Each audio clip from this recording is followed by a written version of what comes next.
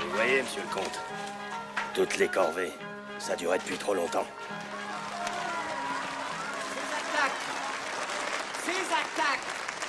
Ces attaques contre les propriétés des nobles à travers tout le pays ne sont pas de vulgaires actes de vandalisme. Ces attaques doivent nous remplir de fierté. Elles sont les bûchers expiatoires des privilèges.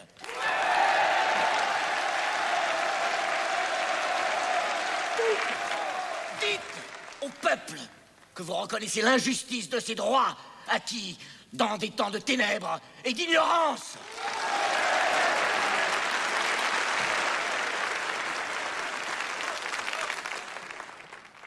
Notre collègue breton a raison. La colère du peuple est une juste colère. Moi, vicomte de Noailles, je propose que tous les privilèges et les droits de la noblesse soient abolis.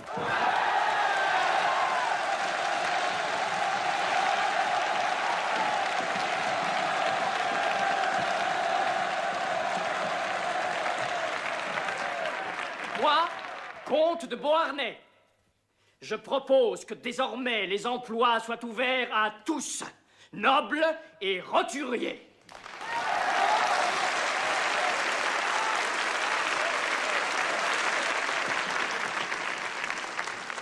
Moi, duc de La Rochefoucauld-Liancourt, demande que l'Assemblée nationale abolisse enfin l'esclavage des nègres, ces créatures dont il ne faut jamais oublier qu'elles sont humaines.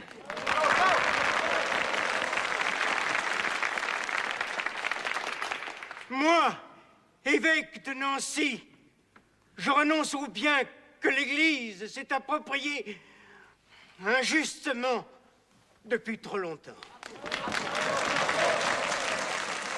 Les représentants du peuple français, constitués en Assemblée nationale, considérant que l'ignorance, l'oubli ou le mépris des droits de l'homme sont les seules causes des malheurs publics et de la corruption des gouvernements, ont résolu d'exposer dans une déclaration solennelle les droits naturels, inaliénables et sacrés de l'homme.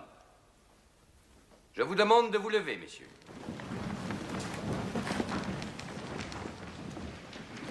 Article 1er.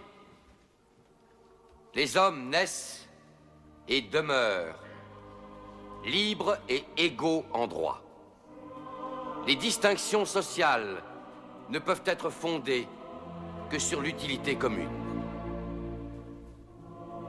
Ces droits sont la liberté, la propriété, la sûreté et la résistance à l'oppression.